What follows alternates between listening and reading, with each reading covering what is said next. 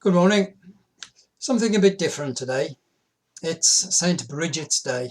It's not the Bridget of Ireland who seems to have gone around digging wells everywhere, but St. Bridget of Sweden, who lived in the 1300s. She was the daughter of a very rich man in Sweden, and she married a very rich man as well and had 8 children.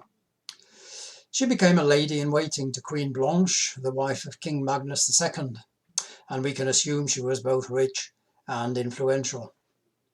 She began to have visions, mainly of the nativity and the resurrection of Jesus, and she went on pilgrimages, including one with her husband to Santiago de Compostela. Her husband sadly died soon after that at a Cistercian monastery back in Sweden, and then Bridget lived there as a penitent for 3 years. After a while, she was inspired to set up a new monastery on Lake Vatten for 60 nuns and 25 monks, where all luxury was forbidden, but the inmates could have as many books as they liked. Eventually, Bridget moved to Rome and spent the rest of her life there or on pilgrimages. Her life was austere, and she devoted herself to serving pilgrims, the poor and the sick. 18 years after she died, she was made a saint by Pope Boniface IX, and she's celebrated in both the Catholic Church and the Anglican Communion. It's said that she was canonized for her virtue rather than for her visions. Well, you might think that sort of self-humbling only happened centuries ago, but there are in fact a couple of examples from more modern times. And one was the Duke of Edinburgh's mother, Princess Alice. Born at Windsor Castle in 1885, raised as an English princess, she married a Greek prince and lived in the royal household in Greece. Well, cutting a long story short, the political situation there got very messy, and eventually Alice settled in Paris. She converted to the Greek Orthodox Church and got very involved in charity work with Greek refugees.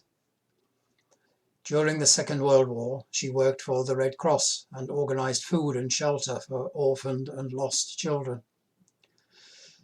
She eventually went back to Greece after Prince Philip married Princess Elizabeth, and she established an order of Greek Orthodox nuns. So she followed a similar life path to Bridget, from regal luxury to monastic austerity and service. Although we know that she did have to spend her last few years in London after another military coup in Greece.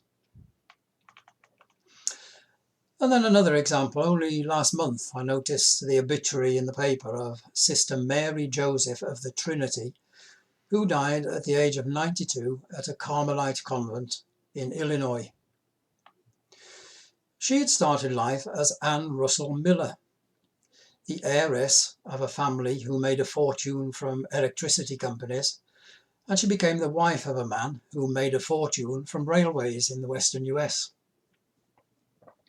And though a devoted and devout Catholic with 10 children, she led a packed life as a Californian socialite, hosting dinner parties at her opulent 9-bedroomed house overlooking San Francisco Bay.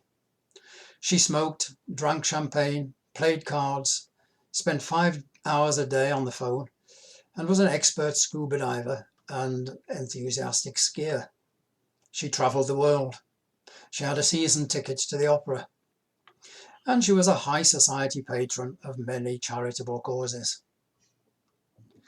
At the age of 61, 5 years after her husband died, she threw a party for 800 people at the Hilton Hotel in San Francisco.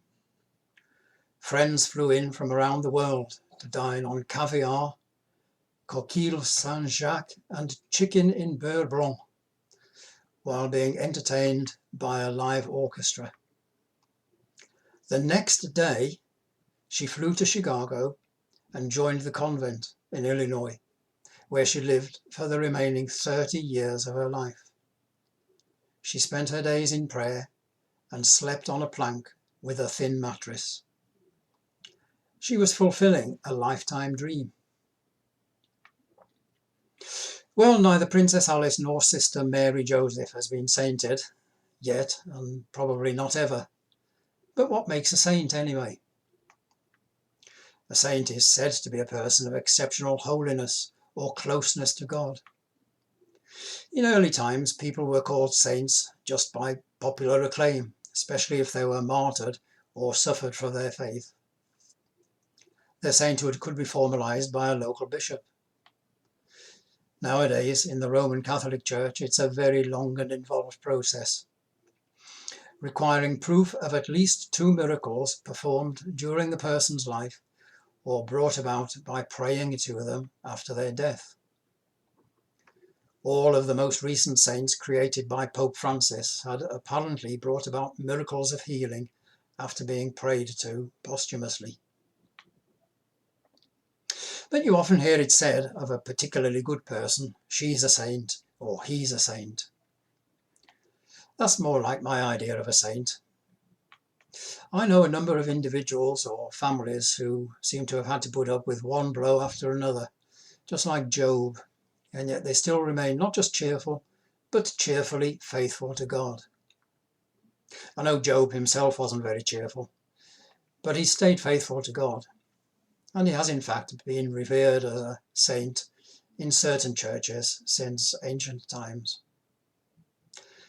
So I think that's a saint, someone who stays faithful to God through thick and thin, and whose faith shows in the way they live their life.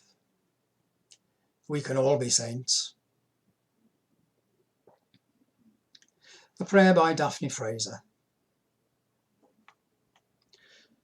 May God himself, the God of peace, make us holy in every part, and keep us sound in spirit, soul, and body, to be found without fault when Jesus Christ comes. He who calls us is to be trusted. He will do it. Amen. Thank you for listening. May God bless you and all those you love and care for.